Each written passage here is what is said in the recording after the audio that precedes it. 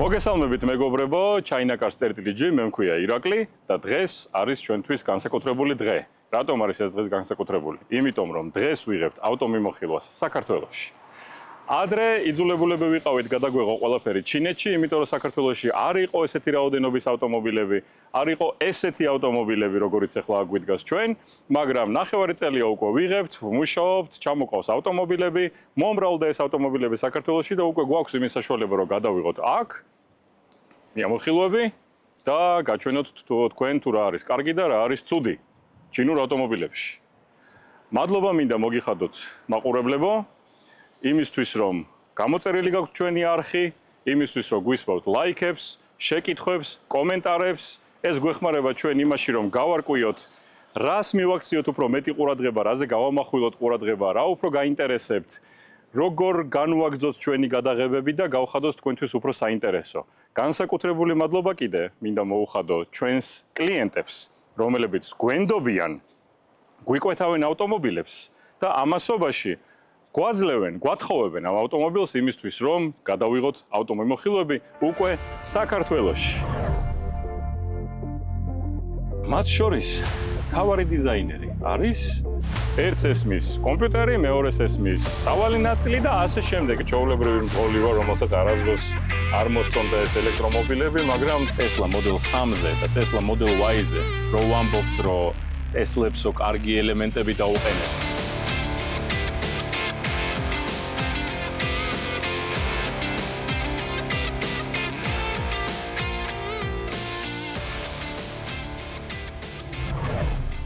Avatar 07.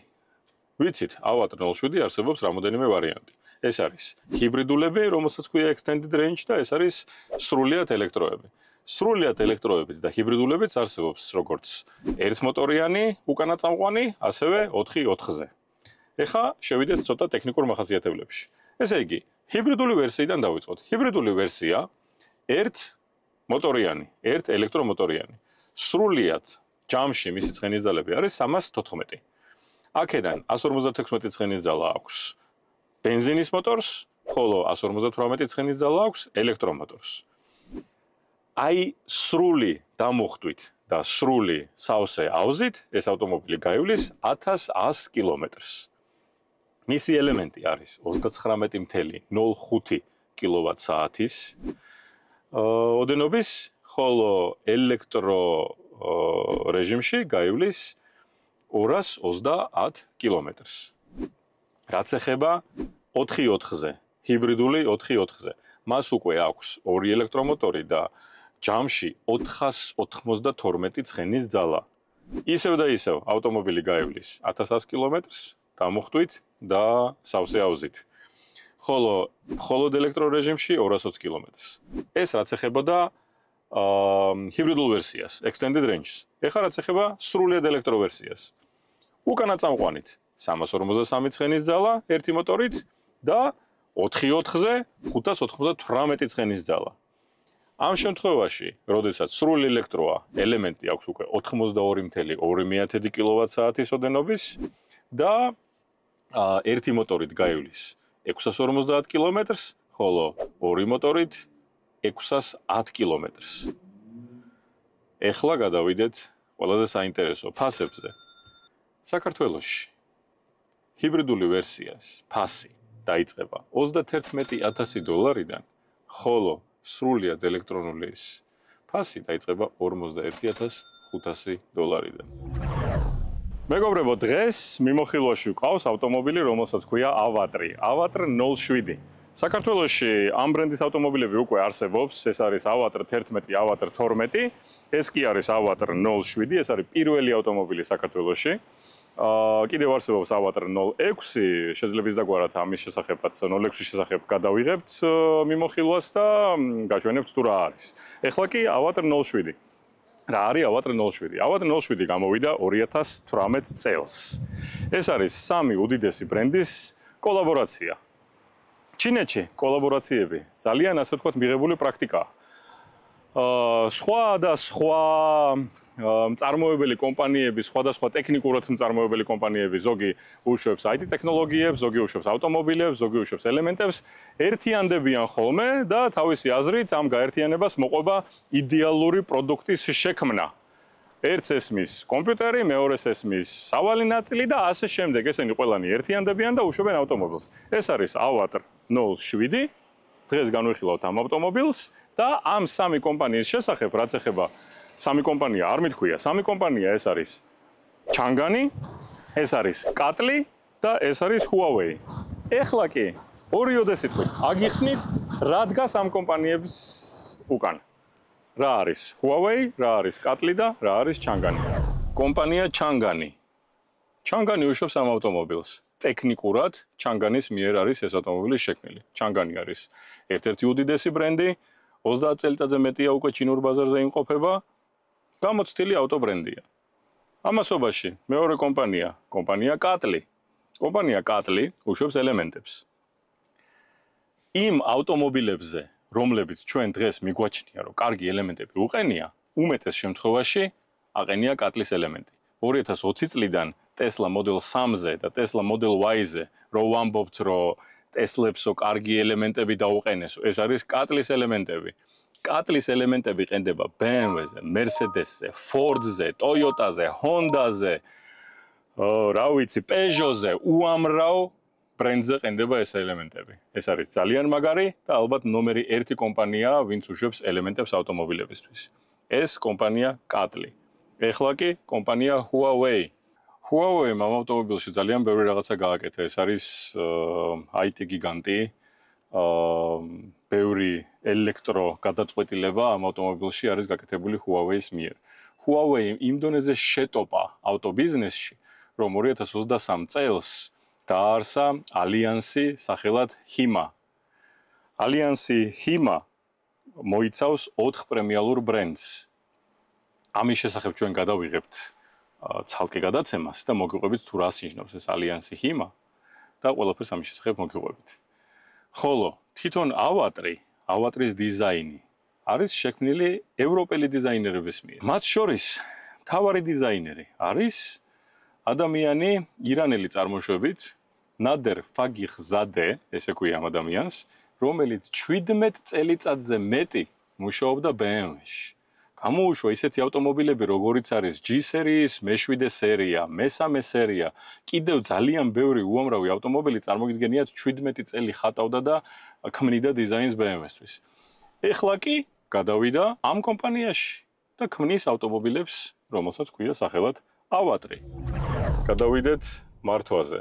საკმაოდ ბულკივით შეკრული ავტომობილია, მაგრამ იქიდან გამომდინარე, რომ ძალიან ჩუმია, აბსოლუტური სიჩუმეა ავტომობილში, აი ხა ძალიან ჩუმად ვლაპარაკობ და სავარაუდოდ ყველაფერი ძალიან გესმით. პრაქტიკულად ჩურჩულებ. და იქიდან გამომდინარე, რომ ძალიან სერიოზული სიჩუმეა ავტომობილში, ძალიან დიდი ხმის იზოლაცია აქვს, ძალიან კარგი ხმის იზოლაცია აქვს, ორმაგი შუშები და მთელი ამბავი, ამასაც ყველაფერს მოგვიანებით გაჩვენებთ. ავტომობილში ისმის ყველაფერი, რაც შიგნით მუშაობს. მოხურჭების ხმა, რა თქმა უნდა, არ ისმის, იმიტომ რომ კარგი ხმის იზოლაცია აქვს, მაგრამ რაღაცა ნიუანსები ორმოებზე გადასვლის დროს და გზის ხარვეზებზე გადასვლის დროს საბათ მივახლოვდით ავტომობილს და შეგვეჩერა. ესე იგი, საკმაოდ შეკრული მანქანაა, ძალიან ჩუმი მანქანაა, ძალიან მძლავრი მანქანაა, 494 ცხენის ძალა აქვს. რაც ეხება მაგალითად, შეიძლება ვიღაცა მეკითხოს, აქვს თუ არა მანქანას ჰუდი.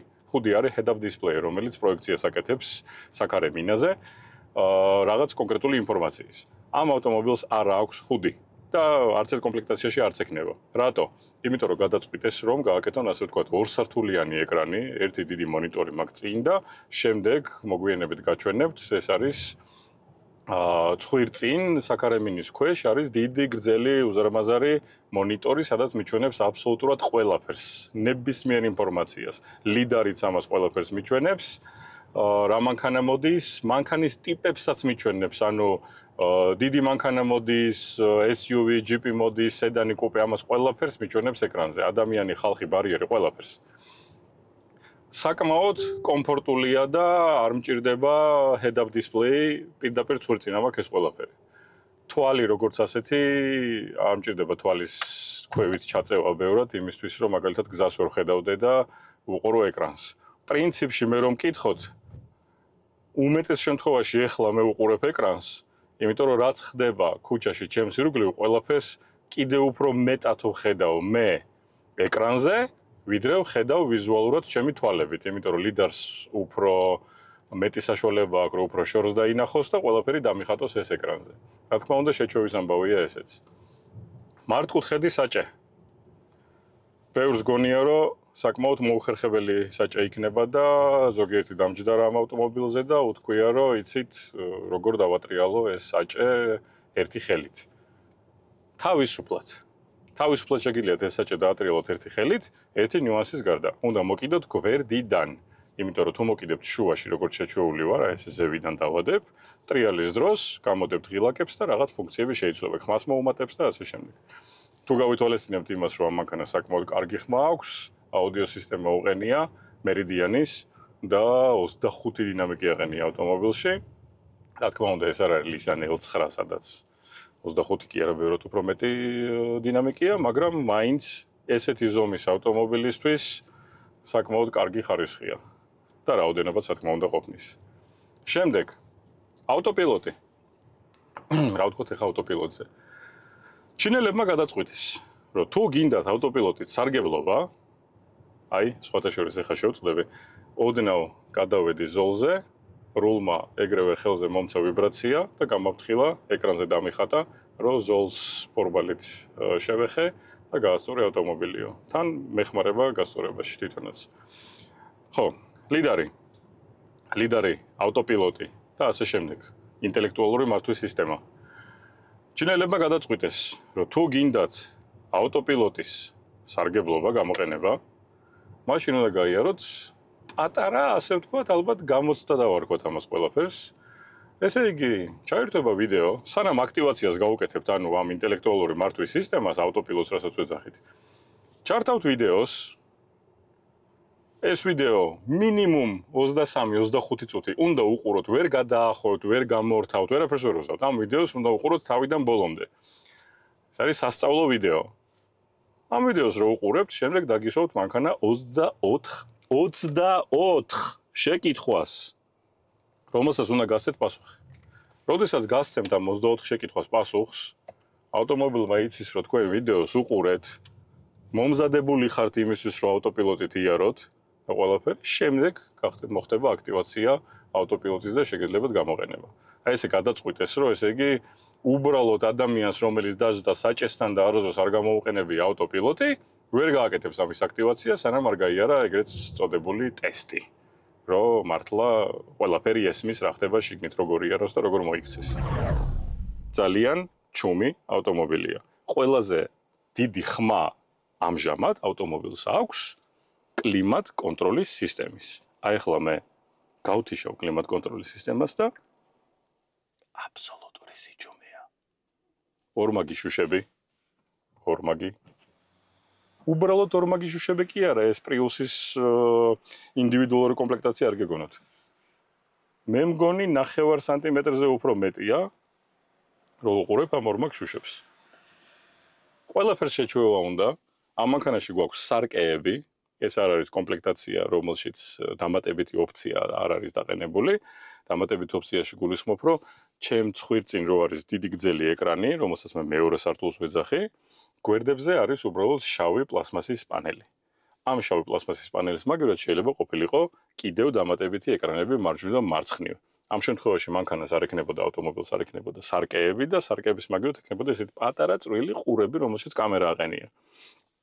რაც ეხება ამ კამერას, მე პირადად მირჩევნია სარკე. აგიხსნით რატო? მოძრაობ, ვიყურები სარკეში, მეტის დანახვა მინდა, გავიწიე და მეტი დავინახე. ხედავ შემილია ესე. ვატრიალო თავი და დავინახო რა ხდება, უფრო მეტი არ მეტი არეალი მაქვს რა, ხედვის. კამერაში ვერა.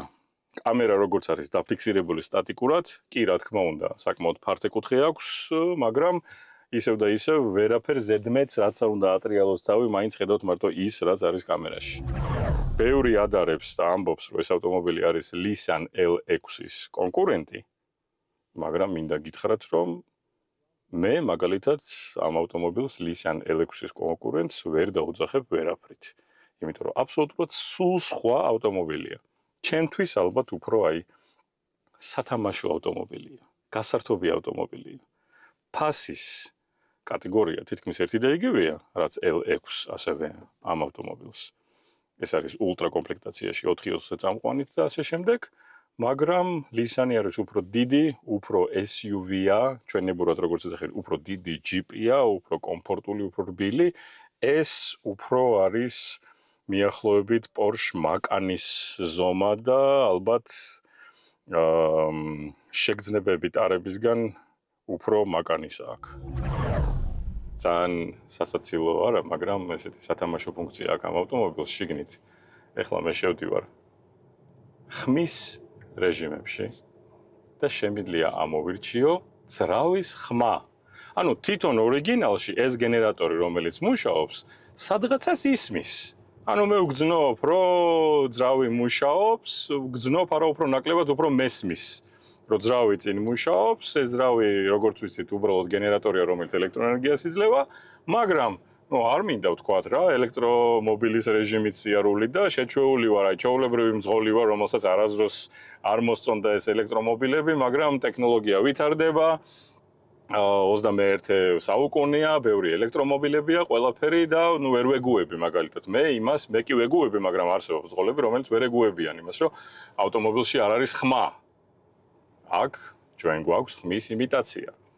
ხმის იმიტაციაში შედის V8 ძრავის ხმა, კიდე ორი ფუნქცია კვანტუმი და ინფინიტი ქვია, მაგრამ მოусმინოთ ახლა V8-ის ხმას. იმედია მიკროფონში გავიგებთ ძრავის ხმას. ვაჭერ იმიტაციას ხმის.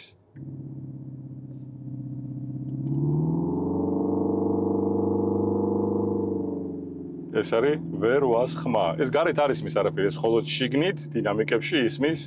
დავაჭიროთ კიდევ ერთხელ. რაც ეხება სხვა ხმებს. ცოტა ისეთი ფუტურისტული ხმები, კვანტუმი. არ ვიცი ხა თუ გაიგონებთ. თითქოს კოსმოსურ ხომალდში ვართ. ეს ერთი და კიდევ ერთი, რომელსაც ქვია Infinity. გადავედით. ეხლავე დავდგები სწორ გზაზე, დავაჭერ აქსელერატორს და გავიგებთ ხმას. ესეთი ხმა აქვს Toyota RAV4-ს, როდესაც ძრავს, როდესაც მიდის უკან. გადავიდეთ ვერვაზე. დაიკოკა. ვითომ დაიკოკა რა, ანუ ეს ხმები აქვს. მოკლედ, ვისაც მოგწონთ ძრავის ხმა და გაწყნარებთ ის მომენტი, რომ მოძრაობთ და იცვლება ტემბრი ძრავის, რაც უფრო სწრაფად მიდიხართ, ისევ და ისევ სიჩქარეების გადართვის ეფექტი არ აქვს. აქვს როგორც კლასიკურ ვარიატორს, სადაც ამუშავდება ღო და მუშაობს. რაც უფრო მეტ საჭერთ აქსელერატორს, მით უფრო მაღალი ხმა აქვს და ვითომ ბრუნვის, ძრავის ბრუნვის სიჩქარე ვითომ იმატებს, მაგრამ ის ეფექტი რო გადართო პირველიდან მეორეზე და გააგრძელა და რაღაცა არა, ეგეთი რაღაცები არ აქვს. ეს არის უბრალოდ იმისთვის, რომ ალბათ დაწყნადეს ის ადამიანი, ვისაც მოსწონს, რომ მანქანაში ხმა არის. გავთიშოთ ძრავის ხმა და გადავიდეთ სხვა რეჟიმებზე. ესე იგი, რა გვაქვს ამ ავტომობილში კიდე, რაც გვხვდება თვალებში. ეს არის შიგნით კამერები. ერთი კამერა, რომელიც აყენია შუაში, რომელიც ამბობენ, რომ იხურება ამას შევამოწმებთ, ეს არის შუაში მაქვს კამერა, რომელიც იწევს ყველაფერს, რაც ხდება შიგნით. და გვერდზე არკასთან მაქვს კიდე ერთი კამერა, წესი და რიგის მიხედვით. ეს კამერა მიყურებს მე როგორც მძღოლს, აფიქსირებს ჩემს მდგომარეობას და აქვს რაღაცა ფუნქციები ავტომობილს ისეთი, სადაც ხდება ანალიზი მძღოლის თუ როგორ ატარებს, ეძინება, თვალები ხო არ ეხუჭება, როგორ გზნობს თავს და იქიდან გამომდინარე უკვე რაღაც შეტყობინებებს იძლევა, ან მაგალითად ადამიანს რომ დაუვარდეს თავი და ცუდად გახდეს, ავტომობილმა რაღაცა მოიმოქმედოს, გაჩერდეს, გადავიდეს ავარიულ რეჟიმში და ასე შემდეგ, რომ არ მოხდეს რაღაცა ინციდენტი გზაზე, დიდ გზაზე. ძალიან მარტივი და კომფორტული ფუნქციები აქვს ავტომობილს. როგორც იტყვიან ხოლმე, რომ ეს ავტომობილი, ამ ავტომობილის უკაცრავად customize შეიძლება ადამიანზე. უამრავი ფუნქციები, კომფორტული ფუნქციები, როდის რა ქნას ელემენტარულად შემიძლია დავაყენო ისეთი რეჟიმი, როდესაც მე გადმოდივარ მანქანიდან, მანქანა ასე ვთქვათ დაიწიოს ქვევით, დავარდეს რა, რომ მე კომფორტულად ჩავჯდე. როგორც კი ჩავჯდები, მანქანა ზევით ავა. რაც ეხება მაგალითად ისეთ ფუნქციებს, როგორიც არის child lock-ი. აი ვზივარ უკან ბავშვების ზიან და არ მინდა რომ ორივე ფანჯარა დაილოქოს რა და მინდა რომ ერთი ფანჯარა დაილოქოს მარტო. შემიძლია მენიუში ამოვირჩიო რომ დაილოქოს მხოლოდ ერთი ფანჯარა მარჯვენა, მარცხენა უკან. რა თქმა უნდა, იმაზე აღარ ვსაუბრობ, რომ ყველა სავარძელზე მასაჟია, გაგრილება, გათბობა ეს ყველაფერი, რაც მთავარია ამ ყველაფრის ეგრეთ წოდებული customizing-ი, რაც ნიშნავს, რომ თქვენ მოირგებთ ავტომობილს თქვენზე, რაც თქვენ გინდათ, რომ ავტომატურად ხდებოდეს, გეხმარებოდეთ ავტომობილი. როდესაც უკვე master account-ი გექნებათ, ამ master account-ი რას ნიშნავს master account-ი? ეს არის, რომ თქვენ გაქვთ თქვენი პირადი კაბინეტი, სადაც თქვენი account-ი არის გახსნილი, ეს ყველაფერი გაქვთ ტელეფონში. შეგიძლიათ მანქანა ტელეფონით გამოიყვანოთ პარკინგიდან, შეიყვანოთ პარკინგზე, სხვათა შორის. თუ ბევრი მანქანა ტელეფონით გამოდის მარტო წინ და უკან, ამ ავტომობილს სამწუხაროდ ჩვენ ამ ფუნქციას დღეს ვერ გაჩვენებთ, იმიტომ რომ ეს ავტომობილი ჯერ აქტივირებული ამის master account-ი არ არის და ამიტომ ჩვენ ტელეფონზე ვერ გაჩვენებთ თუ როგორ მუშაობს ეს ყველაფერი. ამას გაჩვენებთ სხვა ავტომობილებზე. მაგრამ ისევ და ისევ, რითი განსხვავდება? ამ ავტომობილის გამოყვანა შეგიძლიათ არა მარტო პარკინგიდან წინ და უკან, ანუ შეიყვანოთ, გამოიყვანოთ, არამედ ტელეფონით შეგიძლიათ მოუხვიოთ მარჯვნივ ან მარცხნივ, მიუთითებთ გამოდი და წადი მარჯვნივ, გამოვა და წავა მარჯვნივ. გაგიჩერდებათ და შეგიძლიათ უკვე კომფორტულად ჩაჯდეთ ავტომობილში. ხო ვიცით, ვინ შექმნა ამის დიზაინი? ვიცით, კარგი ტიპია, ლამაზად ხატავს, მუშაობდა BMW-ში და პრინციპში, რა თქმა უნდა, გემოვნებაზე არ დაობენ, მაგრამ ითვლება, რომ ლამაზი ავტომობილია. სხვა ჩინურ ავტომობილებთან შედარებით, ბევრთან შედარებით, მართლაც ლამაზი ავტომობილია, თითქოს პატარა არისო გარედან, რო შეხედავთ, მაგრამ სხვა ავტომობილებს რო შეადაროთ, პატარა არ არის. მართლა პატარა არის, ეს არის კონკურენტი ისეთი ავტომობილების, როგორც არის Q3, Macan და ასე შემდეგ. მაგალითი, ერთ-ერთი მაგალითი, აი, აქ გვაქვს ნიშანი. ეს არის ავატრის ნიშანი. ავატრის ნიშანი ინთება ხოლმე. აი ახლა თუ გამოგვივიდა აი აინთო.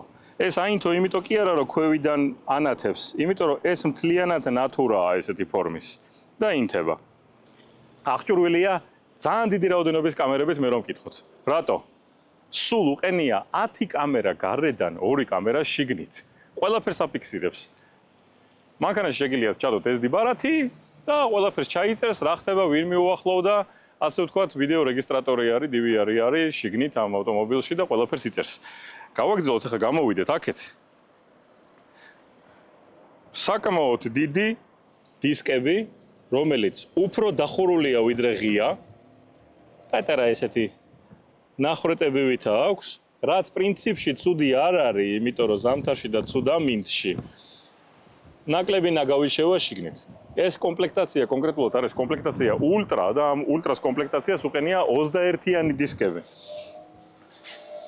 კონტინენტალი EcoContact 7, რომლის ზომაც არის 265, 45-ზე 21-იანი დისკები უყენია ამ ავტომობილს.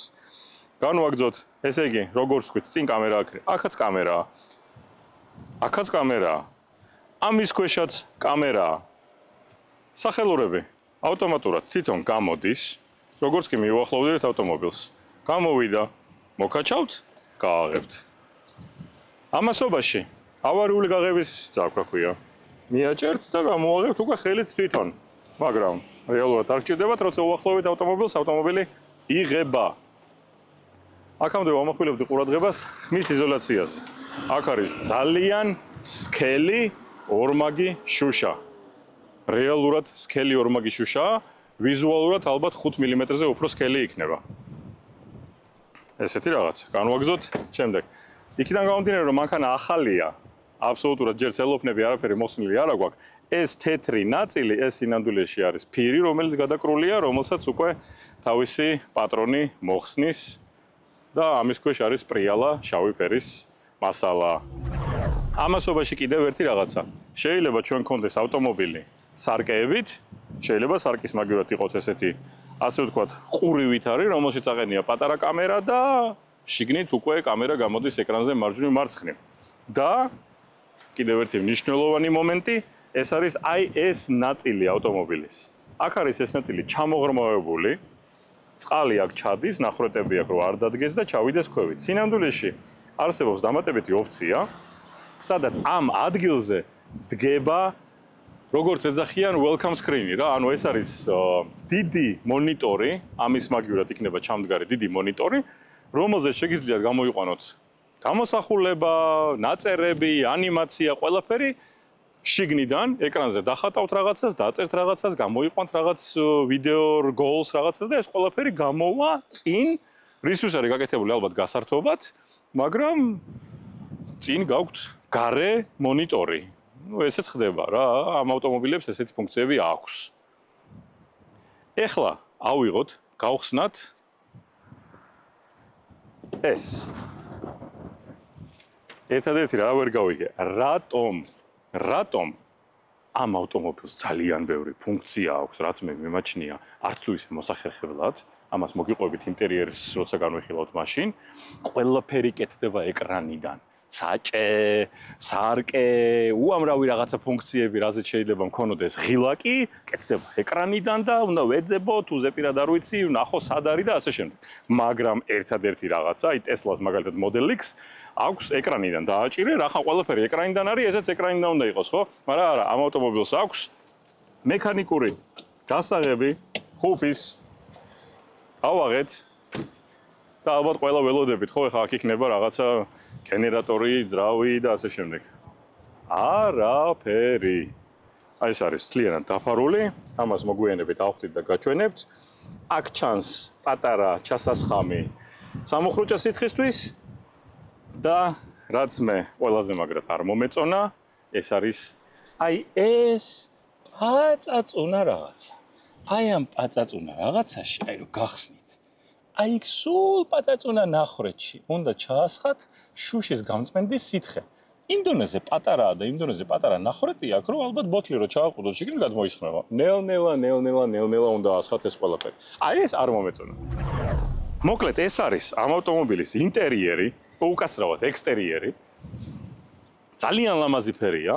კონკრეტულად ამ ავტომობილს გადაკრული აქვს დამცავი ფირი, გამჭვირვალე. ყველგან საქარე მინაზეც, გვერდზე მინებზეც აბსოლუტურად ყველგან გადაკრული აქვს, მაგრამ ფერი არ შეუცვალა, იმიტომ რომ გამჭვირვალე ფერია. მე რომ მკითხოთ, ძალიან უცნაური, ძალიან ეფექტური და ლამაზი ფერია. ხშირად ვერ ნახავთ ესეთ ავტომობილებს და მეც გეტყვით, სანამ ვიღებთ ამ ვიდეოს, ხალხი ჩერდება, ათვალიერებს, რა მანქანაა, როგორც ვთქვით, ეს არის პირველი ავატარ 07 საქართველოში. აქამდე არ ყოფილა ჯერ არც ერთი საერთოდ. და ბოლოს, ბარემ, ნახან აქ ვართ. ლიდერის ქვეშ გვაქვს კამერები, რომელიც უთვალთვალებს, გზის ზოლებს, სხვა ავტომობილებს და ასე შემდეგ, ყველაფერს ამას. აქვე არის წყლის სენსორები და ასე შემდეგ. აი ეს ზოლები, ეს არის ამის გათბობა. უკან რო გვაქვს ხოლმე, უკანა შუშაზე რო დაადნოს, გაალღოს ყინული, აქაც ეს არის იმისთვისაც თუ რაღაცა ყინული დაედო, ან რაღაც მაგის მაგვარი, ამას ყოველთვის ეს გათბება და ყოველთვის სუფთა იქნება აი ეს ადგილი. იმისთვის რომ ეს სენსორები, ეს კამერები, ეს წყლის სენსორები და ასე შემდეგ, ყველაფერი მუშაობდეს გამართულად, არ იყოს არაფერი ზედ მიყინული და ყოველთვის იყოს სუფთა. შევხედოთ კარებს, ნახეთ რა ეფექტური კარებია, სპორტული მანქანასავით. დავჯდები იმ ადგილას, რომელიც იცვლება წესით და რიგის მიხედვით, რომ არის ავტომობილში უკან მარჯვნივ საკმაოდ კომფორტული. ერთი ფუნქცია. გავწიე სავარძელი წინ, მოვიკალათე, დავარეგულირებ, რასაც მინდა, შემიძლია დავხურო სახურავი, შემიძლია გავიკეთო მასაჟი, შემიძლია გავათფოს სავარძელი, შემიძლია გავაგრილო სავარძელი და რაც თავარია, ეს უმაღლესი მასალებით უმაღლეს კომპლექტაციაში და რა თქმა უნდა აქ არის როგორც უნდა კონდეს ავტომობილს ამის ქვეშ იმალება საბავშვო სავარძლის დასამაგრებელი იზოფიქსები, აიზოფიქსები როგორც ეძახიან. მაგრამ ეს ყველაფერი არ არის. მე თქვენ შეგპირდით რომ გაჩვენებთ რაღაცას საბარგულში, რაც აქამდე არ გინახიათ. გაიღება საბარგული და ბევრს გინახიათ მანქანა გაზზე დადიოდეს. რა თქმა უნდა ეს ხუმრობა მანქანა გაზზე არ დადის, მაგრამ ამ მანქანას აქვს როგორც ვთქვით პნევმატური დაკიდების სისტემა. ჭირდება კომპრესორი და ჭირდება აუზი, სადაც შეინახავს წნევით, მაღალი წნევით ჰაერს. აი დაემალათ მაინც, დაეფარათ მაინც რაღაცნაირად. უბრალოდ ქვევით საბარგულში დევს ეგრეთ წოდებული ბალონი. მეგობრებო, როგორც ყოველთვის, ავატარ 07 ჭრიჭინ ტესტი. გავთიშოთ კლიმატ კონტროლის სისტემა. ავიღოთ მიკროფონი, რომელშიც მე ვსაუბრობ და გამოვცადოთ, რა თქმა უნდა, ყოველთვის მე შენია ხოლმე ამ ჭრიჭინ ტესტების გატარება. რამე ვარ გავტეხო. დავიწყეთ. ორ ჭრიჭინებს ეკრანი არ აქვს ხმა. არა, რბილი რაღაც აღმოჩნდა. რბილია, ეხლა ვნახოთ საჭე. არა, ესენი. ვა! ნუ თუ? ვა! ცოტა გამიკვირდა. ნუ თუ ერთ პატარა ჭრიჭინს მაინც არ გავაკეთებინებ. ნუ ეს რა თქმა უნდა, ეხლა ეს სხვანაირად არ გამოვა, ყველა მანქანაზე ესეა. კიდევ ერთიც და ვა! სავარძელი. დავდოთ.